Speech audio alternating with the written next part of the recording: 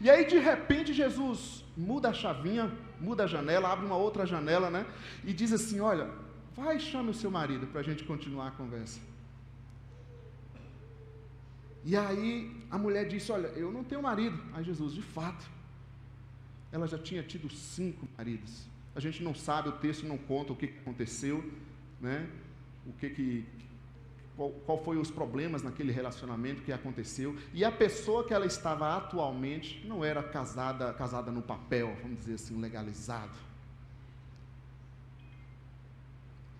Então eu diria para você que essa mulher que é religiosa, e a gente vai ver mais à frente, ela falando da fé, falando de religiosidade, mas é interessante que a religiosidade dela nunca tocou, nunca tratou, nunca melhorou os relacionamentos dela.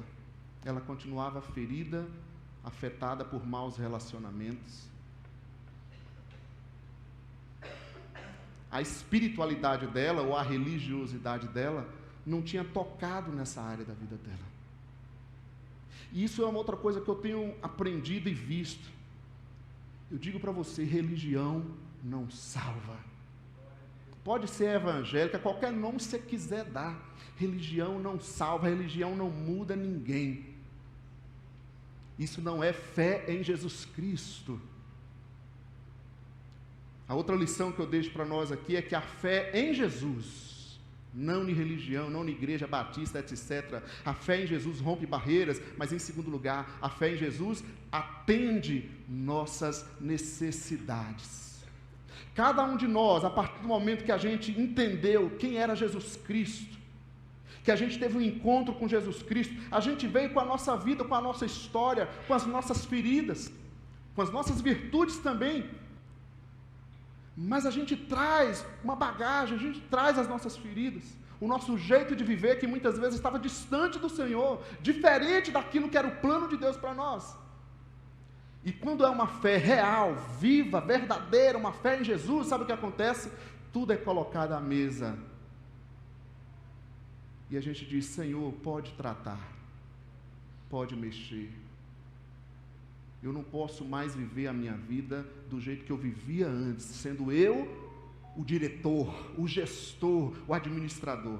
Eu passo a viver a vida e ter uma outra ótica a partir daquilo que a palavra de Deus, daquilo que o encontro real com Jesus Cristo me dá.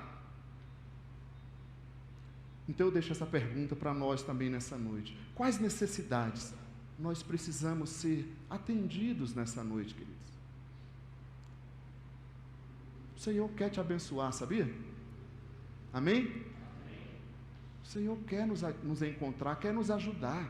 Isso é fé em Jesus. Para que a gente vai ficar correndo? Para que você casado vai ficar correndo de encontro de casais? Ou de quando toca no assunto de casado?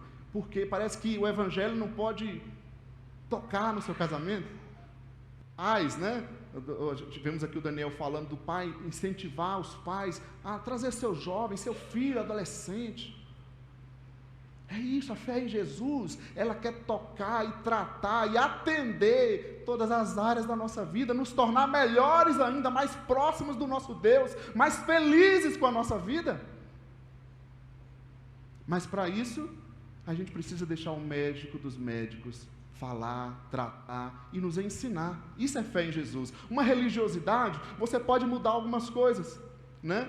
Mude algumas coisas, tá? Umas vestimentas, um jeito de falar, o ambiente que você frequenta. Você pode mudar algumas coisas, como essa mulher, uma mulher religiosa, mas continuava ferida nessa área de relacionamentos.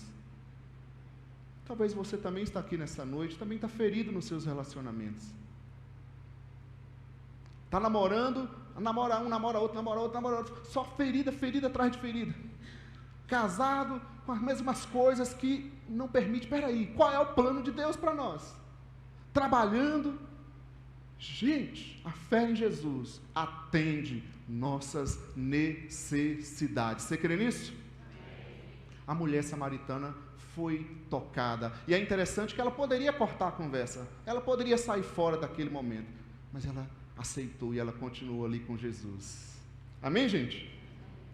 Mais um versículo que eu quero ler com você, no versículo 20 e depois o 23, para a gente meditar e ver aquilo que a palavra de Deus tem a falar conosco nessa noite, nessa história. Versículo 20 diz assim: nossos antepassados adoraram neste monte, mas vocês, judeus, dizem que Jerusalém é o lugar onde se deve adorar.